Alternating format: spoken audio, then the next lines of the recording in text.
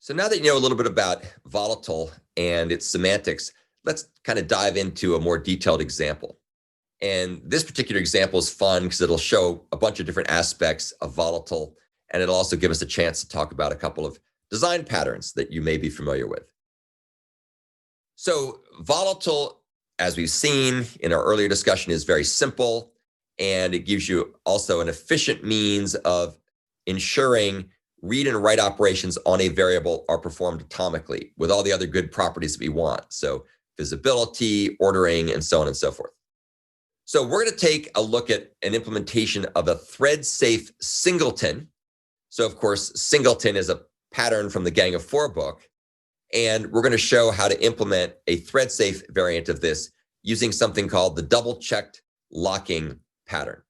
And this is a pattern that I actually documented quite a long time ago. It's been almost 25 years ago when I documented this pattern. This pattern appeared in one of my books on pattern-oriented software architecture. You can also go to this Wikipedia link to learn more about it. And I think if you go there, you'll find a link to a paper I also wrote on the topic as well, way back in the day. So let's kind of talk about what the issue is with double-check locking and how it motivates the use of volatile.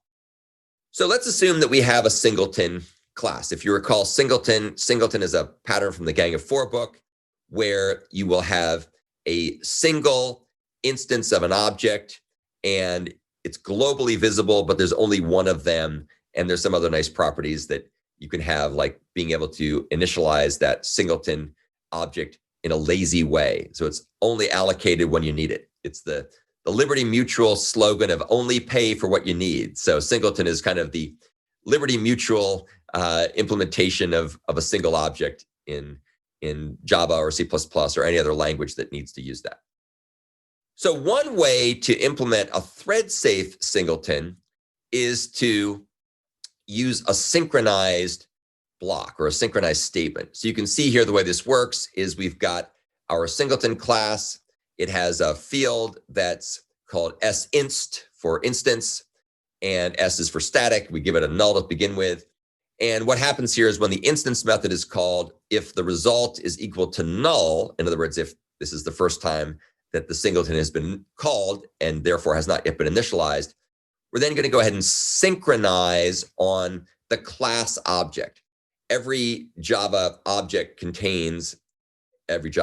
object contains a class reference, which is used to get meta information about that particular object.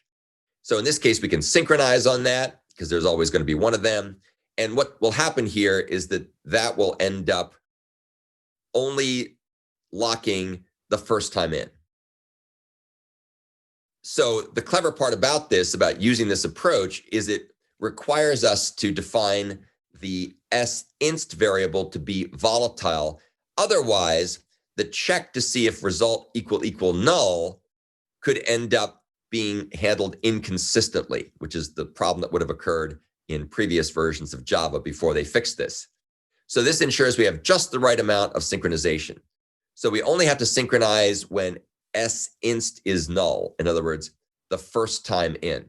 And that's because the read of sinst right after the instance method is defined above is going to be an atomic read. And so there's no other synchronization required after the first initialization. If you want to learn more about double-check locking and what problems it solves with singletons and concurrent programs, go take a look at the article that's on Wikipedia and/or read my original paper that goes into more detail. So the thing to note here is that this works because of the semantics of volatile that were actually added in Java 1.5. This is a great example of research impacting practice. My paper was published in '97. At that point, Java didn't have support for double-checked locking in its memory model. And over the next, 5 to 7 years, the Java community debated whether they should support this. And then when the Java 1.5 implementation came out, which I think was in 2004 timeframe, they added in this new semantic for volatile.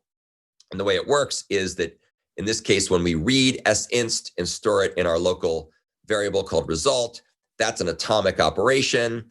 And likewise, when sinst is assigned down below, after we check to see that we're the first time in, that is also an atomic write operation. So both those operations are done atomically.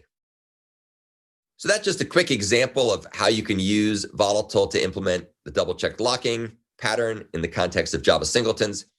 It's also worth noting, if you poke around long enough in that link, you'll find all kinds of discussions about double-check locking. Is it good? Is it bad? And they're interesting to talk about. The long and the short of it was it's a very popular pattern, and so they added support to it into Java, and that leveraged the new semantics that they have for Volatile after or including Java 1.5.